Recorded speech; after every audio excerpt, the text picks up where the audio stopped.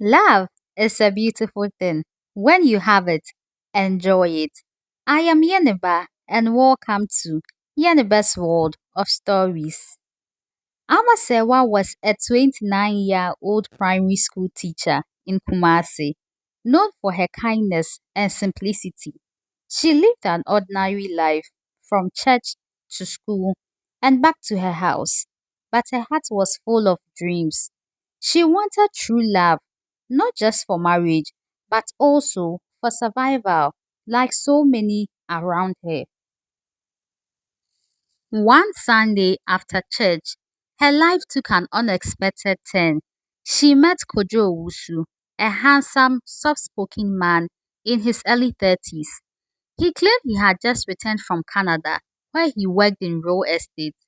His charm, humility, and the way he listened to Amma drew her in. Within months, Kojo became her whole world. But there was one problem. Ama's childhood friend Ajua warned her. Kojo is too perfect, Sewa. A man who has lived abroad does not just come back to Ghana and look for a school teacher unless he is hiding something. Ama laughed it off. Love has blinded her. Indeed, love did really blind her.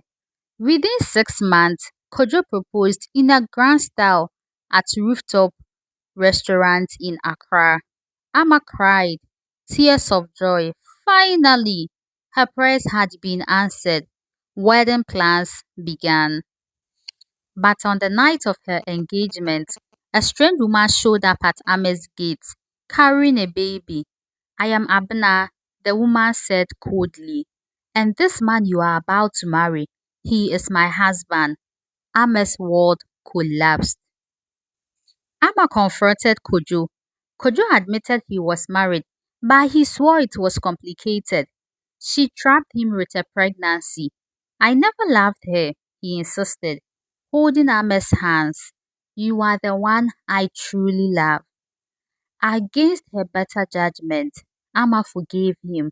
She convinced herself love conquers all. But Ajua walked out of her life that day saying, you are choosing pain. Amma, one day you will regret this. Hmm. The wedding went on, grand and glamorous. But barely 3 months later, Amma began to notice Kojo's frequent late night calls, his sudden trips to Accra, and whispers she was not allowed to hear. One evening, curiosity got the better of her. She checked his drawer and found a Ghanaian passport with another name, Yao Mensah. Kojo was not Kojo at all. He was living under a false identity. Amma hired a private investigator. What she discovered was beyond imagination. Kojo, or Yao, was not just married to Abena. He had another woman in Takrade, a nurse who also had a child for him. 3 women, 3 children, just one man. When Amma confronted him, he broke down crying. Amma, you don't understand. I grew up an orphan. I never had a real family. I was just searching for love everywhere. But you are the one I truly love. Amma, torn between pain and affection, decided to give him one last chance. Months later, Amma fell pregnant. She was overjoyed. Finally, she thought this would bind them together. But then, one rainy night, she overheard Kojo on the phone. Yes, the house is in Amma's name, but once she delivers, I will handle her. Don't worry. By next year, everything will be ours. Her blood ran cold. He was not just a liar, he was planning to betray her completely, using her to secure wealth, then discarding her. Just as Amma was planning how to escape, another storm hit. Abena, Kojo's first wife, appeared at her door again. this time with documents. Kojo was not just fraud in love, he was a con man wanted by the police for scamming multiple women in Ghana and abroad. Amma realized she was not his first victim. She was just the latest butterfly caught in his net. On that night, Amma realized she had to let go. On the night Amma planned to leave, Kojo came home drunk and furious. He had discovered she had been meeting Abner. In the heated argument, he revealed the darkest truth. I never loved any of you. Love is for fools. All I wanted was money and power. He laughed at her. Amma fought back, but in the struggle, Kojo slipped, hit his head on the edge of the bed, and collapsed, unconscious. Amma panicked, thinking he was dead. With trembling hands, she called Ajua, the very friend she had pushed away. Ajua came, and together they called the police. Kojo was arrested, alive but badly injured. Months later, Amma gave birth to a beautiful baby girl. She reconciled with Ajua, realizing friendship had saved her more than love ever did. One afternoon, holding her daughter in her arms, Amma whispered, "Never chase butterflies, my child. If love is true, it will find you." She walked away from her past as a scared but a more stronger woman. 3 years had passed since Amma last saw Kojo. She had built a new life in Kumasi, raising her daughter Isinam with the help of her best friend Ajua. Amma had changed. She was no longer the naive teacher who believed love was enough. Now she was curious, cautious, stronger, and quietly fearful. Because deep inside, she knew one thing: men like Kojo never disappeared for good. News broke one morning. Yao Mensah, alias Kojo Owusu, had escaped prison. Ahmed's blood froze. The man who had almost destroyed her was out in the world again. She told herself he would not return for her. After all, he had dozens of other victims. But something in her heart whispered otherwise. That night, her phone rang, an unknown number. When she picked up, silence. There was total silence. Then a familiar voice. Sewa, did you miss me? She dropped the phone. For weeks, Amma felt watched. Doors left slightly open, footsteps in the night, a shadow moving near her compound. One evening, she returned from school to find a red rose placed on her pillow, though she had locked every door before leaving. Next to it was a note. "You thought you caged the lion, but lions always return."